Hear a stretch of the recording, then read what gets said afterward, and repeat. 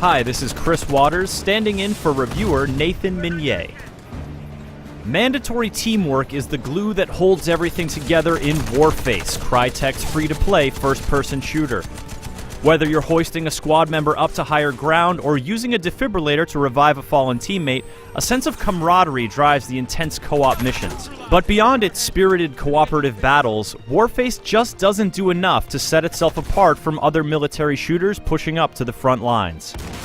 One of Warface's biggest shortcomings is its generic setup. Pitting the G.I. Joe-esque Warface faction against the nefarious Blackwood forces, the bland conflict contains few hints of any real context. Neutralize all Blackwood forces. Once the door blasts open and your squad dives from your chopper into the line of fire, you needn't worry about the reasons behind this conflict. Knock down the mech and destroy its power core. This lack of a strong identity spills into the game's competitive multiplayer content.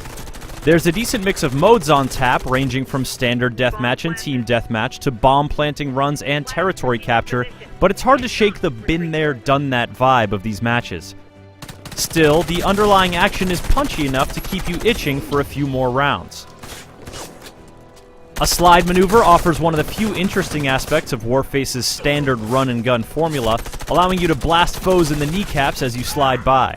It's a fun move that gets a lot of play, particularly around tight corners. Overall, combat speeds along at a blistering pace, and the complex stage designs offer lots of diverse nooks and crannies to use for sneaky tactics.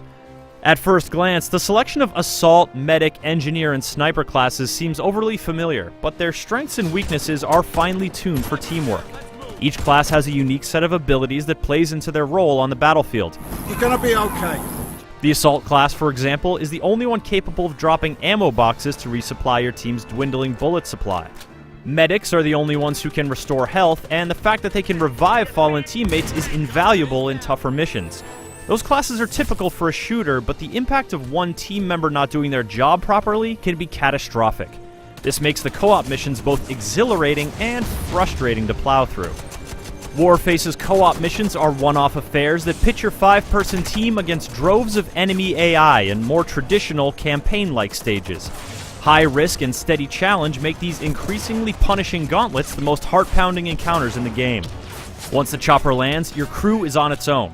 Anyone who dies and isn't revived by a medic in time is stuck on the sidelines as a spectator until someone makes it to the next checkpoint and everyone is revived.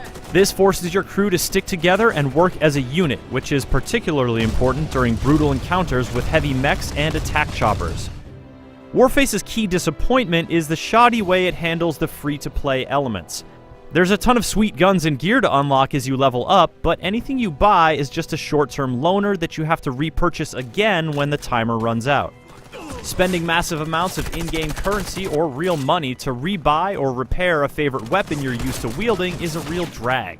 Since in-game currency is earned at such a slow rate, you can sink some serious time into grinding away to buy a rad piece of kit, only to wind up losing it after a busy day or two of gunning.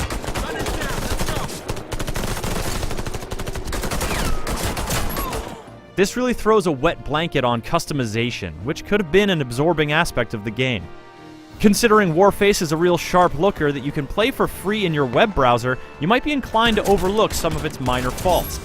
The collaborative dynamic of co-op missions are the real high point here, but the generic presentation and uninspired competitive combat doesn't take enough risks. You've seen this game many times before, and you've seen it done better.